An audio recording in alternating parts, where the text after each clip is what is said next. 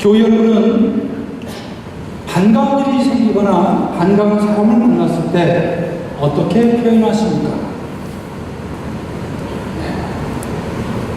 기쁨을 주체하지 못하는 그런 일이 끊임없이 생기면 좋겠습니다. 우리 편중에 신랑이 신부를 반기드이라는 표현이 있는데 굉장히 기쁜 행복한 표현이 아닐 수 없습니다. 이제 새로운 신랑이 새 신부를 맞이하는 기쁨, 인생을 다 바꾸고서라도 정말 아깝지 않은 그 기쁨을 이렇게 표현하는 것일 것입니다. 성경을 보면 더 극적인 잔치도 있죠.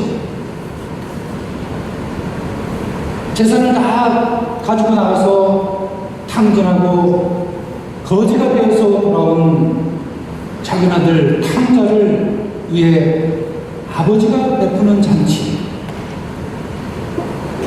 마치 금이 환영이라도 한 것처럼 거지 옷을 벗기고 그 위에 새 옷을, 아주 화려한 옷을 입히고 가락지를 떼어주고 그리고 집에 있는 송아지를 잡아서 잔치를 베푸는 그 아버지의 기쁨은 또 다른 기쁨이 아닐 수 없습니다. 여러분은 잔치집에 가는 것이 좋은가요? 아니면 초상집에 가는 것이 좋은가요? 물어볼 필요도 없지요.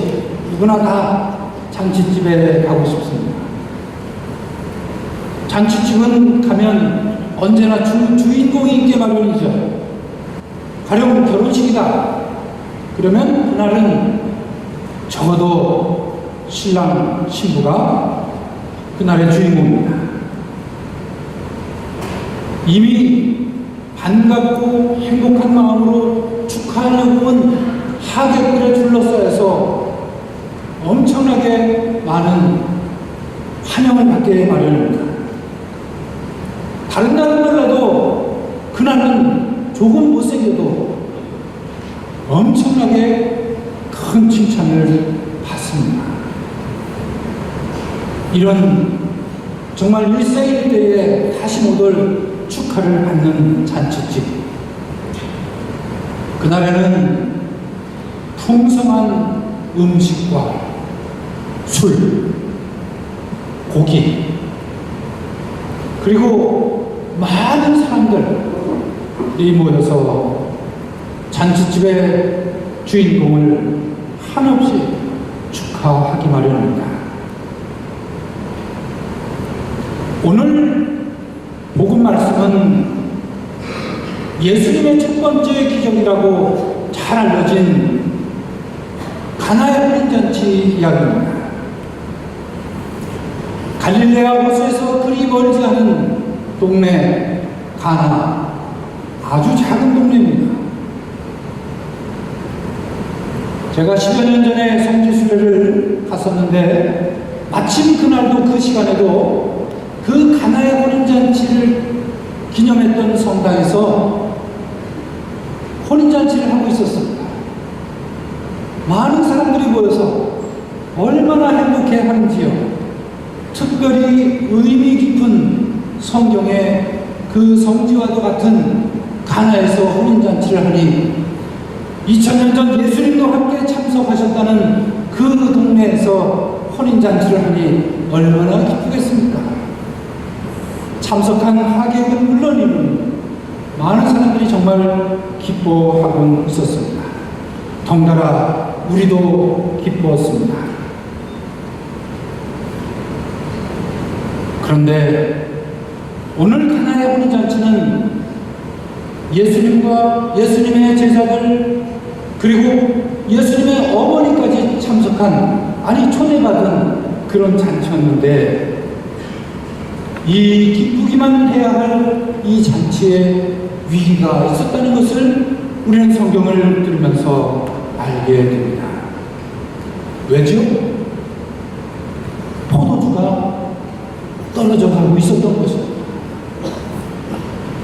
여러분, 우리 시골 잔치를 보면 술이 떨어지면 그 잔치의 꿈은 깨집니다.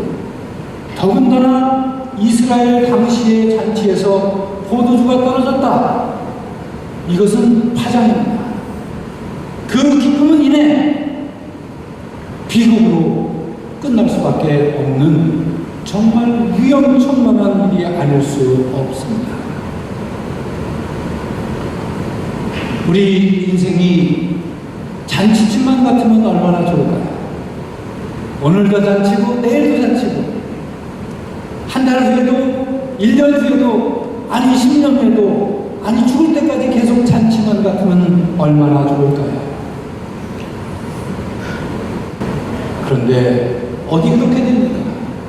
가나의 혼인잔치도 마찬가지였습니다. 혼주들은 나름대로 준비를 잘 했으련만 그만 자기도 모르는 사이에 포도주가 떨어져가고 있었던 것입니다. 잔치집의 위기처럼 우리 인생에도, 아니 우리의 잔치집과 같은 그런 풍성함에도 항상 마가 끼게 마련이죠. 그러니까 호사다나라고 하는 말도 있지 않습니까? 그렇습니다.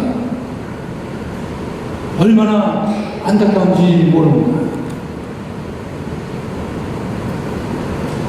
마침내 예수님께서 나서시죠. 그리고 6 물동이에 물을 담아서 놀랍게도 물이 포도주가 되는 기적을 행하시며 주인도 모르는 사이에 잔치집은 더욱 풍성해집니다.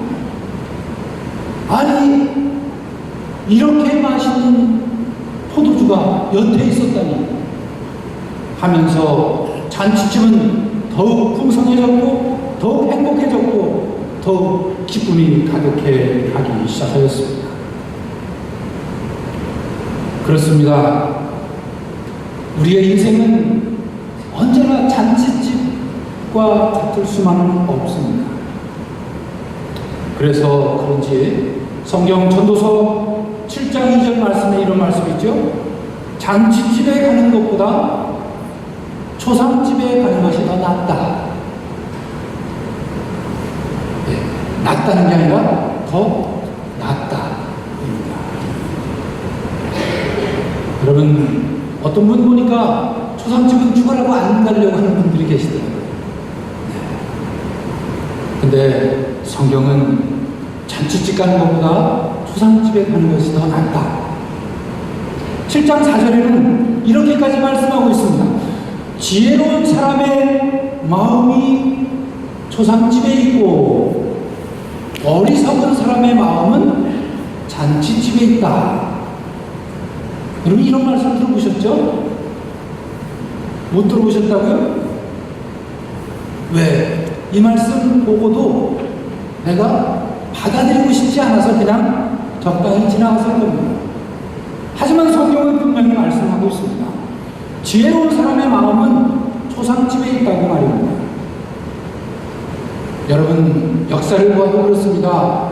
역대 군주들, 황제, 왕들은 권력자들은 파티를 너무 좋아해가지고 그만 나라를 망쳐먹은 그런 왕들, 군주들이 얼마나 많습니까?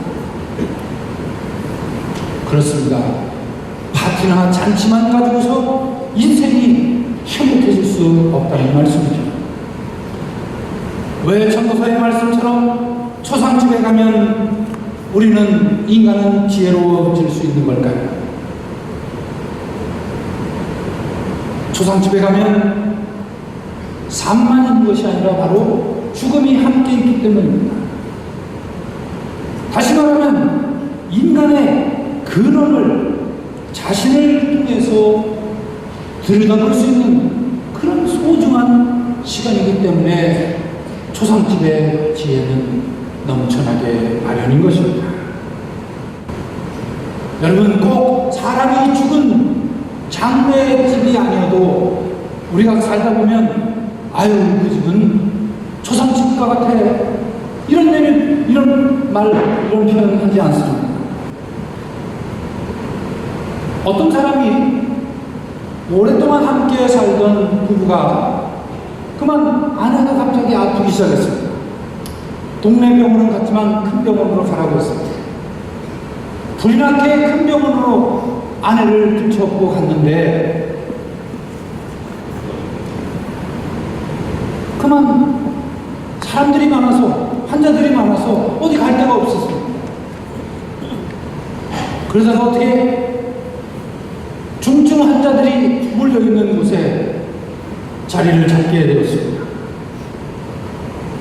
봤더니 조그만 어린아이가 머리를 팍 깎고 휠체어에 앉아있는데 무슨 병이? 물어봤더니 소아암이라고 하였습니다.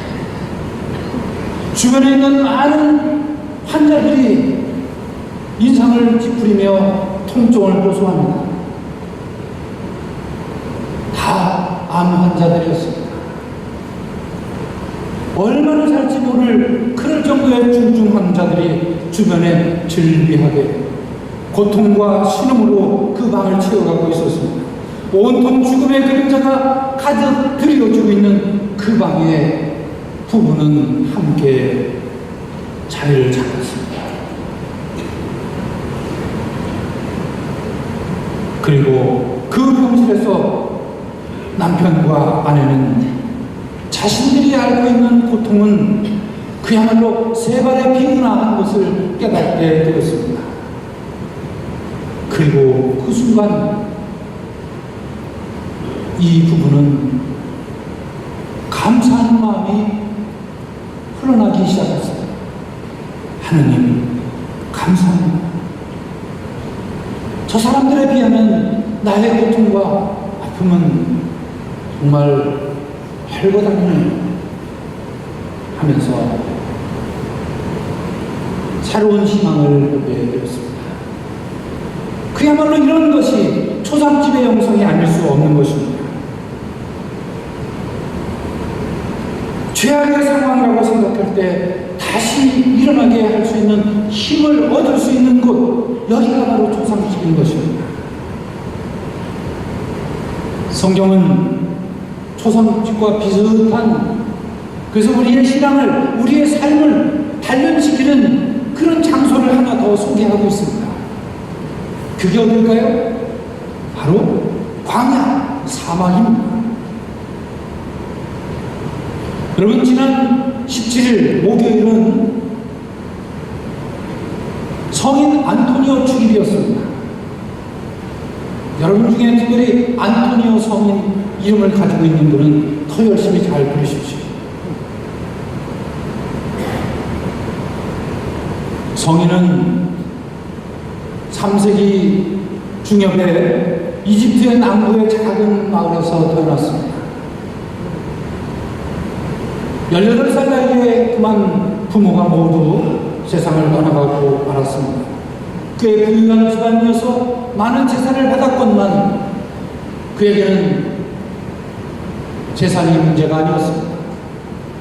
재산을 이웃 가난한 이들에게 모두 다 나눠줬습니다. 그리고 그는 이제 세상의 새로운 가치, 하나님의 함께하는 삶을 어떻게 살아갈 수 있을까를 고민했습니다.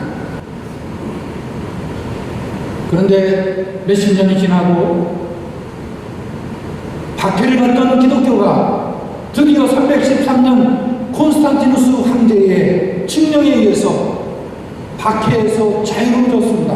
해방을 맞게 되었습니다.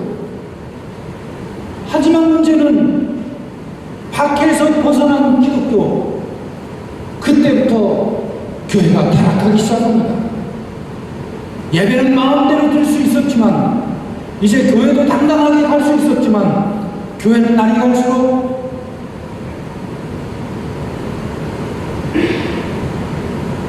부패하기 시작했고, 헌신과 열정이 어디론가 사라지고 말았습니다. 마침내 안토니오는 이제 더 이상 이런 건물로 된 교회에서는 예배를 하느님과 만날 수 없었습니다. 그 판단으로 그는 사막으로 들어갔습니다. 한 모금의 물을 얻기 위해서 1시간, 2시간을 걸어야 하는 그러한 사막으로 들어갔습니다. 집도 없는 그런 사막에서 그는 모래를 파고 움막을 들고 거기에서 하느님과 만났습니다. 세상을 위해서, 교회를 위해서, 하느님의 나라를 위해서 기도하였습니다. 이것이 아니자 사람들이 또 함께 수고하려고 하는 사람이 찾아옵니다. 사람이 찾아오면 안토니오는 더 깊은 사막으로 5km, 10km를 더 들어갑니다. 그리고 또다시 사람들이 거기까지 몰려오면 또다시 더 깊은 사막으로 들어갑니다. 물 한 모금을 얻기 위해서 하루를 걸어가야 하는 그런 사막으로 말입니다. 이 사막으로 간 안토니오, 이 수도자의 이 영성은 마침내 1000명이 넘는 사막의 수도자들을 끌어들였습니다. 그래서 그를 가리켜서 사막의 교구라고 그렇게 부르죠. 여러분, 사막은 어떤 것입니까? 안토니오가 갔던 사막은 세상의 권력이나 세상의 가치가 중심이 아닌 하느님이 중심이 되는 그런 세상, 그런 신앙을 회복하는 것이었습니다. 세속세계에 대한 미련이, 재산이, 유혹이, 명예와 권력이 있었지만 그런 것들을 다 뒤로 하고 찾아간 것, 그래서 하나님을 깊이 만날 수 있는 곳, 그것이 사막에서 피어오르는 영성이었습니다. 그리고 사막은 사서 고생하는 영성입니다. 우물이 먼 곳으로, 점점 깊은 곳으로 들어가는 사막의 영성, 군더더기 껍데기를 걷어내는 훈련이 있는 그런 사막. 필립 얀시라고 하는 분은 그래서 고난은 하느님의 선물이다. 그러나 아무도 원하지 않는 선물이다. 사막은 우리 인간이 가치를 배울 수 있는 훈련소입니다. 우리 성공의 작가인 C.S. 루이스는 고난은 하느님의 음성을 듣는 확성기다라고 하였습니다. 우리는 하느님의 음성을 들으려 하지 않으면, 듣지 않으면 안 됩니다. 우리의 신앙은 끊임없이 하나님의 음성을 들어야 합니다. 크게 하나님의 음성을 듣게 하는 것, 그게 바로 고난이라는 것입니다. 고난이 없으면 인간은 자신이 어디로 가는지도 모른 채 방황하며 살아갈 수밖에 없는 그러한 나약한 존재입니다. 쓸모없는 땅이라고 여기시던 사막도 때로는 이렇게 신앙적으로, 영성적으로 보면 소중한 장소가 되는 것입니다. 사실 세상에 쓸모없는 것은 하나도 없습니다. 여러분, 우리가 쓰레기를 쓸모없는 것이라고 하지만 꼭 그렇지 않습니다. 환경운동가 황대건 작가는 야생초 편지에서 세상에 잡초는 없다, 세상에 쓸모없는 풀은 없다라고 그렇게 단정짓만 하고 있습니다. 그가 이 책을 내고 10년 후에 잡초야 고맙다라고 하는 책도 발간하면서 하느님이 이 세상에 주신 것은 하나도 쓸모없는 것이 없다고 하는 것을 우리에게 깨닫게 하고 있습니다. 하느님은 우리를 쓸모있는 존재로 창조하셨습니다. 쓸모없어 보이는 것은 자기가 있어야 할 자리를 지키지 않기 때문입니다. 자신의 쓸모를 깨닫고 감사하는 사람이 마침내 신앙 안에서 승리하는 인생을 살게 되는 것입니다. 세리 자케오는 주님의 부르심을 받고 자기 쓸모를 깨닫는 순간 그의 인생이 완전히 180도 바뀌고 말았습니다. 삶의 의미를 깨닫기 위해서는 잔치집만 소중한 것이 아닙니다. 이처럼 초상집도 그리고 사막도 우리에게는 필요합니다. 사막은 이처럼 쓸모를 가리키는 소중한 훈련장입니다. 기독교의 공인으로 교회 권력이 부패해갈 때 사막은 소금의 역할을 감당했습니다.